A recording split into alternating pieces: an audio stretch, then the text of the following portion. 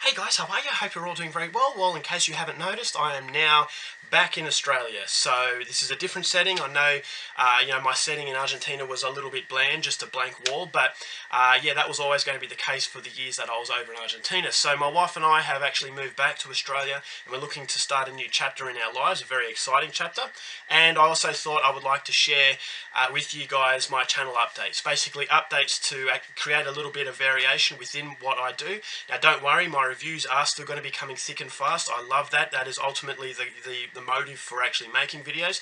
But in order to keep it interesting, I'm thinking of bringing back some segments and also introducing some new segments to my channel. So the first segment that I'm reintroducing is a segment that a lot of people seem to like in the past, and that was discussion videos. Whether it's, the themes of a specific movie, different culture in film, or, society and how we look at films, all those kinds of relevant topics that get a lot of people discussing things, I'm looking to bring it back. Now, I've got a few ideas for a few new topics of discussion. In the past, I lost interest in it a little bit. I was focusing mainly on movies, but I'm looking to bring that in, as I said, because I've got a few new ideas. So hopefully you like that one.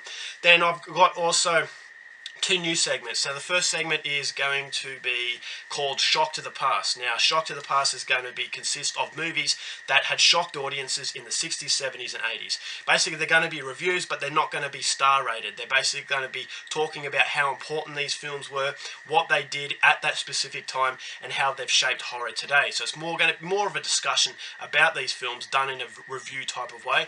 Films like The Hills Have Eyes, The Last House on the Left, The House on the Edge of the Park, all those movies that really shook the audiences, and also from the 60s as well, Witchfinder General, which is a movie that shocked audiences in the 60s. So the 60s, not a lot of people talk about that era, so I'm hopefully I can get some movies that have really affected me from the past and get them out there and basically just talk about why these films are important.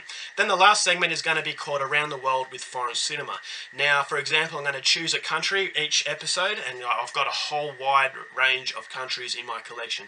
And so, for example, the first episode will be Russia, and I'm going to talk about cinema in Russia in general, what they do, how they're different from the rest of the world. Going to be choosing a Russian director and a Russian movie, and I'm basically going to be talking about that for the whole video.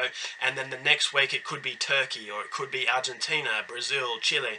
It could be any country. So just to get foreign cinema out there, and for a lot of people out there to really notice it, because foreign cinema, I believe, is better than Hollywood, and I think a lot of people should expand their horizons and not be put off by the fact that there are subtitles, because if you get used to them, they're not very hard to follow. So those are three segments that I want to really bring back in.